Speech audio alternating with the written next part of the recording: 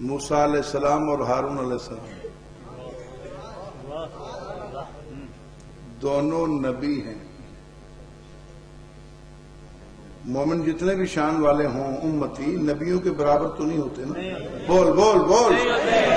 مومنین جتنے بھی شان والے ہوں نبیوں کے برابر تو ہوتے ہیں ہوتے. جتنے بڑے درجے پہ کوئی مومن امتی پہنچ جائے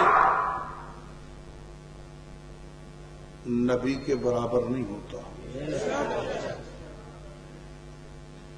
بلکہ ایک نبوت کا تحفظ ہے،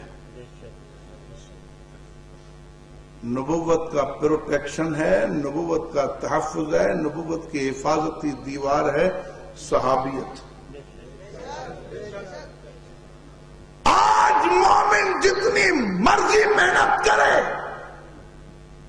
وہ صحابی نہیں بن سکتا تو نبی کے درجے پہ کیسے پہنچے گا؟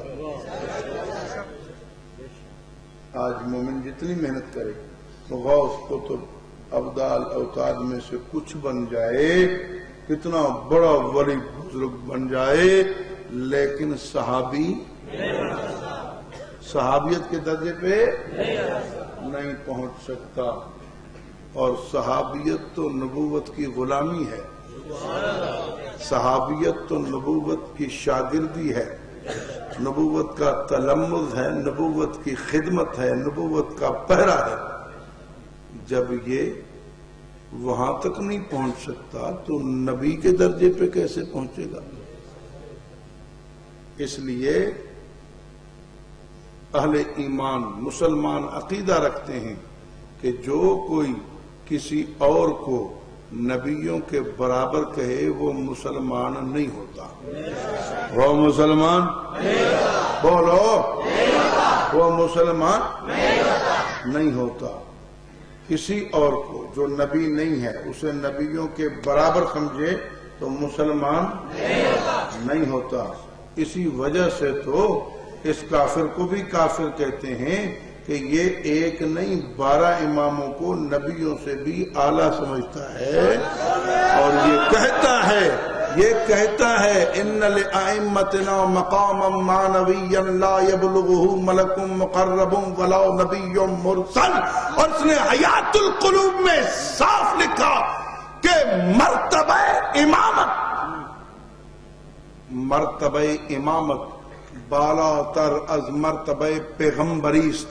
پیغمبری کے درجے سے امامت کا درجہ اوپر ہے. اس نے صاف لکھا ہے کہ ائمہ در حقیقت انبیاء میں باشن. اس نے صاف لکھا ہے لکل امت الرسول، یہاں رسول سے مراد امام ہے. اس لیے ہی تو اسے کافر کہتے ہیں. تو میں عرض یہ کر رہا تھا کہ جناب امتی جتنی بھی عظمت والا ہو وہ نبی کے برابر نہیں ہوتا. اور یہ دیکھو دونوں نبی ہیں، یہ موسیٰ علیہ السلام ہیں، یہ حضرت ہارون علیہ السلام ہیں. اور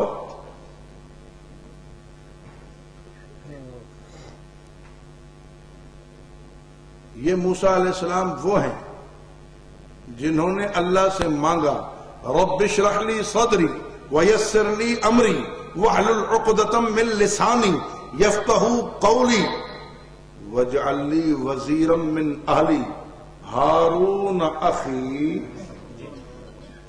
ہارون اخی یہ میرا بھائی ہے ہارون، اللہ اس کو میرا وزیر بنا دے. موسیٰ علیہ السلام نے دعا مانگی ہارون اخی اشدد بہ ازری واشرکہ فی امری،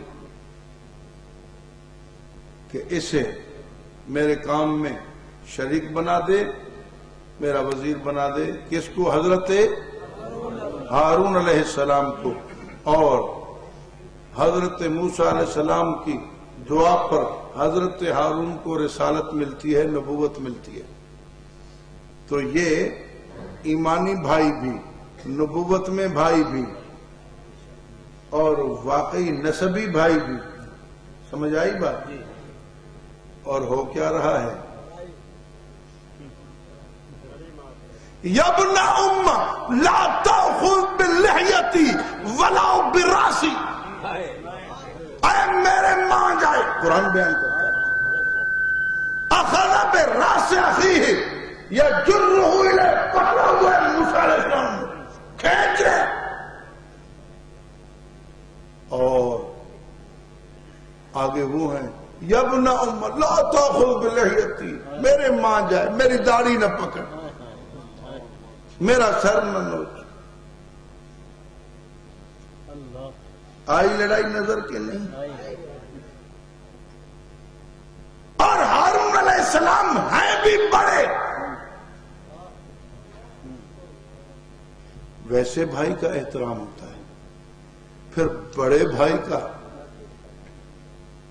باپ کی طرح احترام ہوتا ہے، پھر یہ تو اللہ کے نبی ہیں۔ یہ کیا ہوا؟ ہاں کوئی اور ہو اس سے ایسا فعل صادر ہو، اس فعل کو کفر کہا جائے گا، لیکن یہاں گناہ بھی نہیں کہہ سکتے، کیوں کہ نبی معصوم ہے۔ موسیٰ علیہ السلام نبی ہارون علیہ السلام نبی معصوم ہے، معصوم، یہاں گناہ بھی نہیں کہہ سکتے،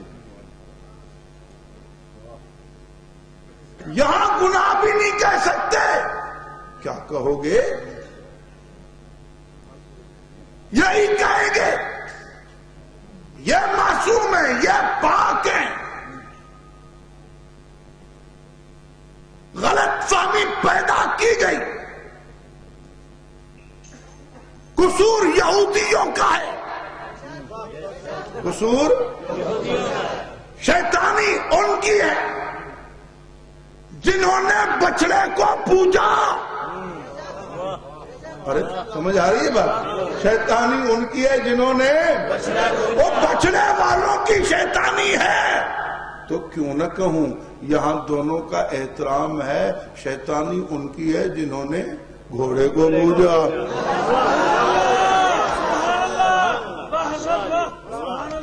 وہاں شیطانی یہودیوں کی ہے اور یہاں شیطانی یہودی نسل کی ہے۔ نہیں، میں نے ویسے ہی نہیں کہہ دیا، عبداللہ ابن سبا یہودی تھا، صنعاء کا، یمن کا، رجال کشی میں صاف لکھا ہے کہ وہی پہلا ہے جس نے ہمارے عقیدے کا اعلان کیا۔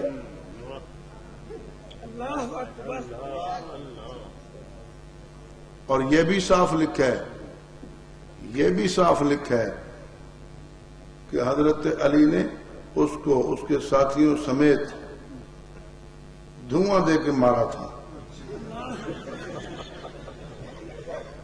حیدر کرار نے، بولو، تو اگر تمہیں کوئی دھواں دے تو وہ حیدر ہی ہوگا۔ ہاں، یہودی نسل کو کوئی دھواں دے وہ سچا حیدری ہوگا۔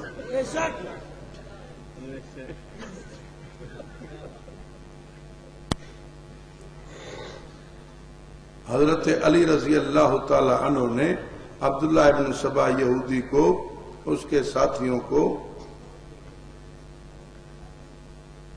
انہوں نے خود لکھا ہے، اس طرح مروایا کہ کھڈے کھدوائے، اندر اندر انہوں نے سوراخ کر کے آپس میں ملایا اور ان میں ڈال کے اوپر سے بند کروا دیا۔ ادھر والے کھڈے میں بھی، ادھر والے کھڈے میں بھی، ایک دو کھڈوں میں ڈال کے ایندھن، ان میں آگ لگائی، ان کو سیدھا آگ میں نہیں ڈالا، جلدی نہ جل جائیں۔